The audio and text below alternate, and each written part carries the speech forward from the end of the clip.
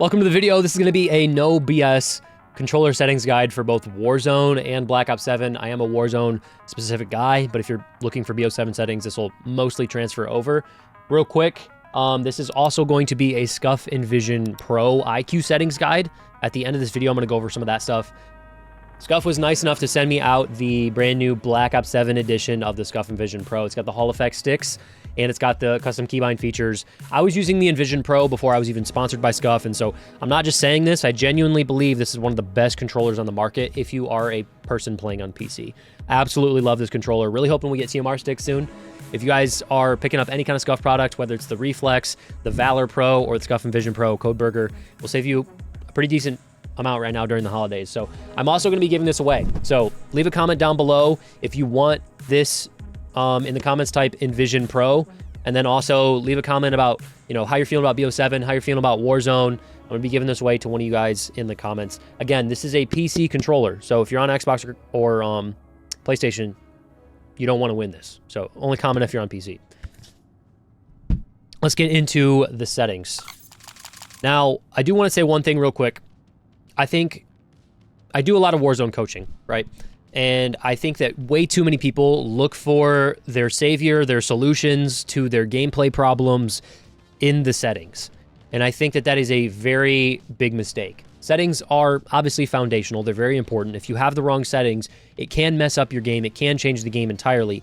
But there are way too many people that I see change their sensitivity, change these little tiny things. They're trying to adjust all these levers when you just got to get good, bro. Like, put in the time, put in the practice, shoot bots. All of that stuff is going to be way more important than, like, having the perfect setting, okay? So I just got to get that out of the way real quick. One thing, I also see in a lot of people's settings videos, they're not taking advantage of this favorite feature. So under the quick settings, you can actually favorite and unfavorite a lot of things that you mess with.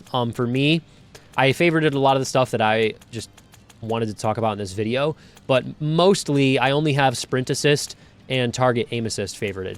And the reason I do that is because when I'm going into private matches to shoot bots, a lot of times I want to turn off aim assist and I want to turn off movement so that I can solely focus on my aim. And so that's something that I mess with a lot. I favorite it so I can turn it off. Also, because I don't like to talk about settings a lot, that's why I haven't really made one of these videos, but I get asked about my settings all the time. And so we are going to talk about it. I wouldn't copy my stuff one for one, bar for bar. I think as long as you're in like the general range of what's generally accepted as good, you have, certain settings that are widely accepted as good, you're in the clear. But just for the sake of, I know people want to copy my stuff one for one. Here we go. Aiming input device, obviously make sure that's on controller. Button layout, default. Stick layout preset, default. I don't do anything crazy, especially because the Envision Pro allows me to custom keybind to literally anything. Like, for example, I could make my up D-pad my right trigger if I wanted to. And that's a prime example of why I love the Envision Pro so much. My sensitivity, I play on 1.65, 1.65. I think as long as you're within a 1.4 to a 1.9, you're generally in the clear. Anything above or below that, I think is just too drastic, in my opinion. But if you're comfortable doing that, do that. The biggest thing with sensitivity is to pick something that you are comfortable with, that makes sense for you, and stick to that sensitivity. Again, put in the hours. Simplified controls preset, I have that off. Motor strain off. Bumper ping off. I've seen some people do swapping. I don't mess with that. Off. Controller vibration. Why do you want your controller to vibrate when you're playing a first-person shooter? Turn it off. Dead zone inputs. We'll talk about this in the iCue software as well, because there are dead zone inputs there. But I have everything 090, 090, 22. So one note on this, I've seen a lot of people recommend turning their left stick max down to like 60. That is something that I did during Black Ops 6 era, but I've recently changed that for two reasons. One, because they nerfed aim assist, and they put more value on your ability to right track or right stick track, right? Like, before you could just move your left stick and it would basically aim for you. Now they put a little bit of a threshold on it to where you actually need to be tracking in the right direction in order to get rotational aim assist. And so that's one reason why I've bumped my left stick max up.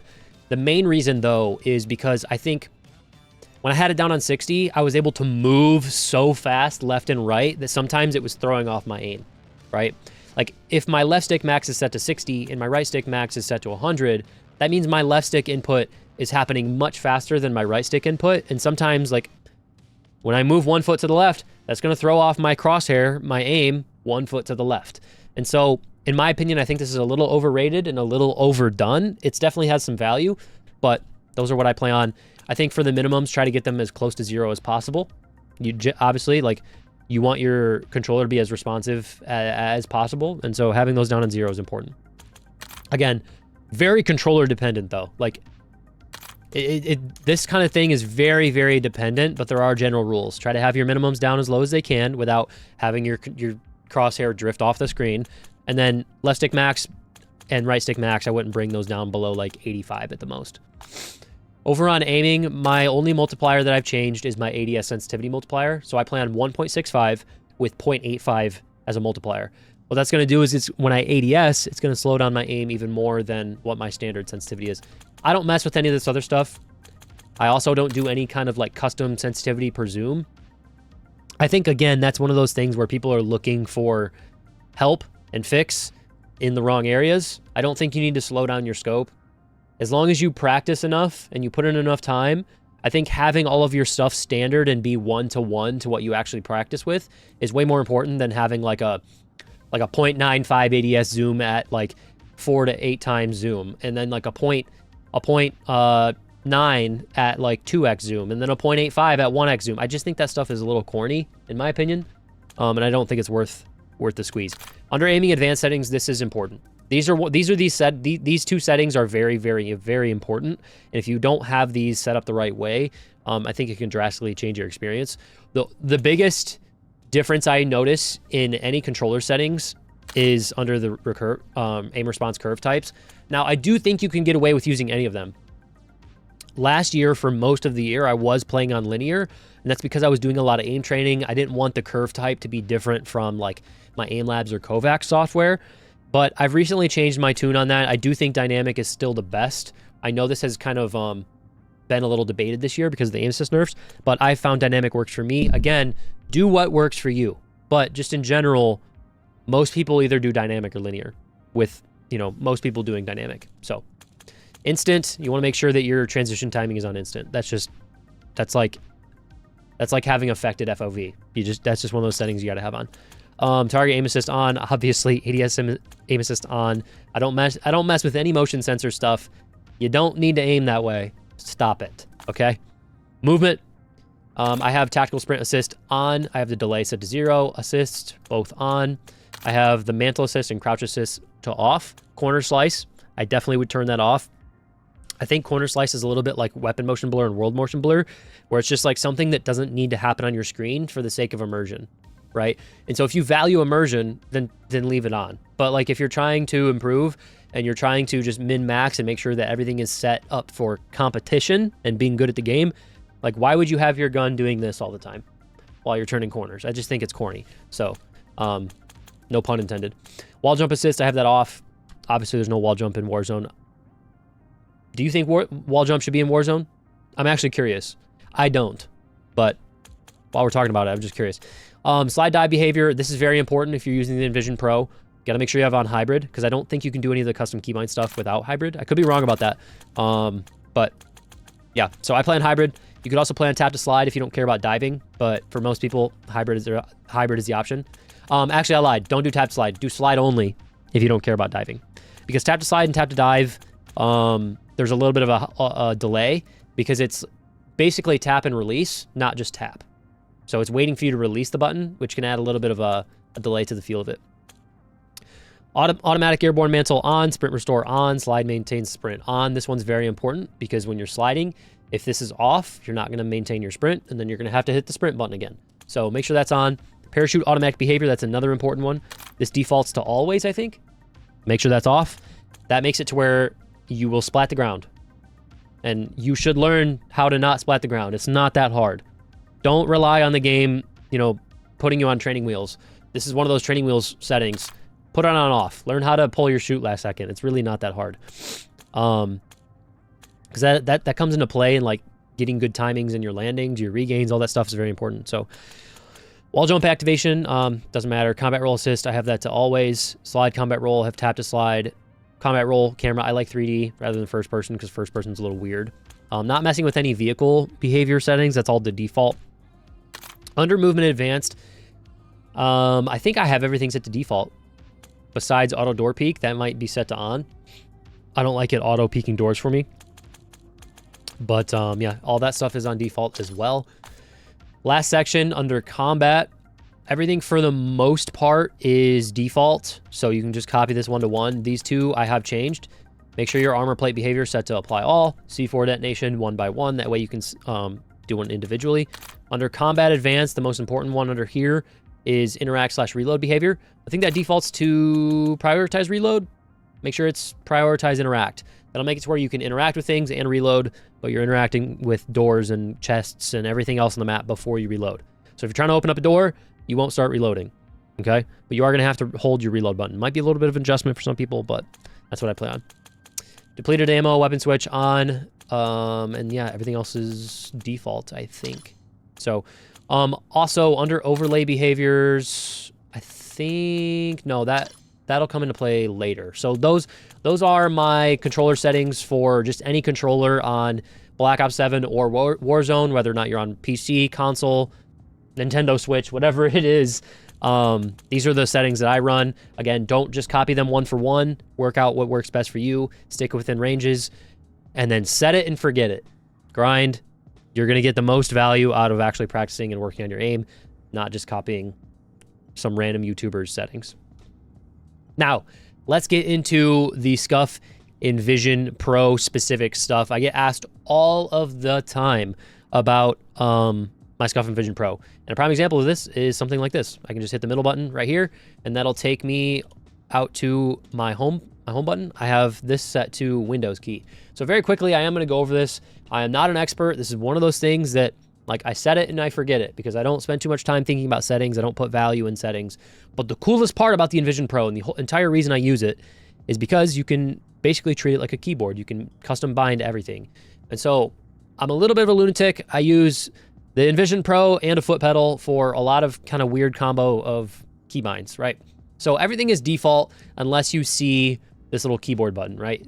So keyboard button, keyboard button, keyboard button, keyboard button, keyboard button. Essentially, I have 4 or 5. I have 5 total different than default buttons, and I will go over them real quick.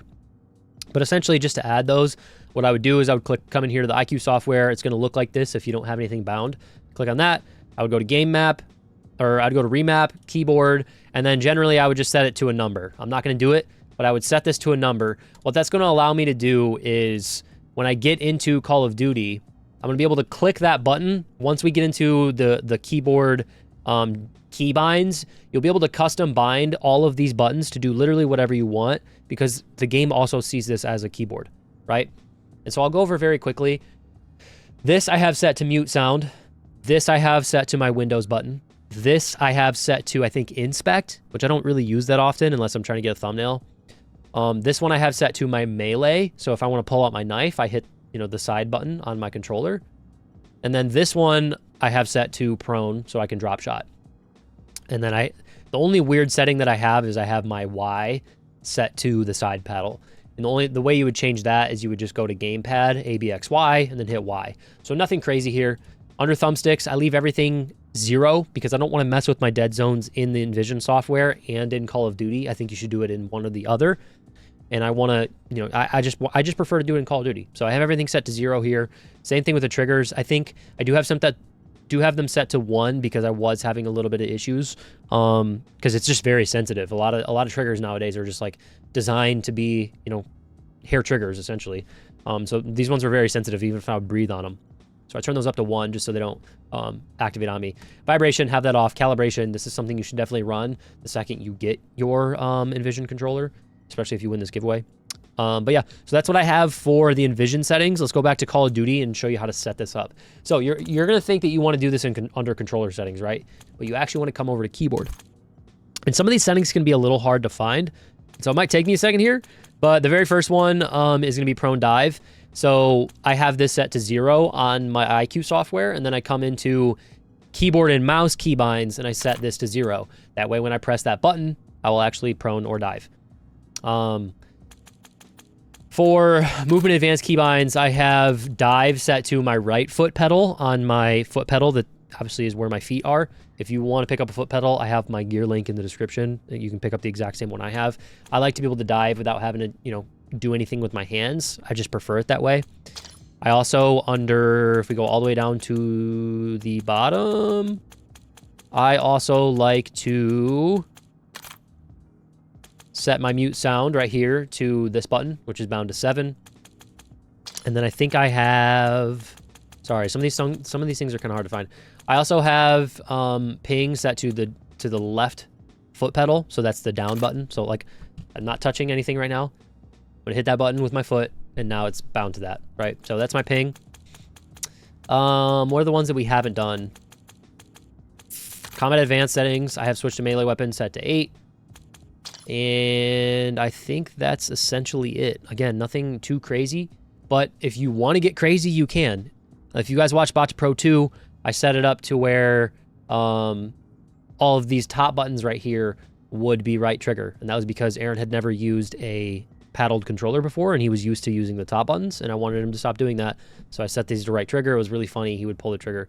But yeah, Envision Pro, I was using it before I even was sponsored by SCUF. I absolutely love this controller. I also recommend looking up a guide on how to overclock your controller. It's very basic, very easy. I'm not going to go over it in this video because there's a million videos on that, but that's also a very important thing. Make sure you're at 1,000 hertz. If you guys enjoyed this video, make sure to leave a like and subscribe, and I'll see you in the next one.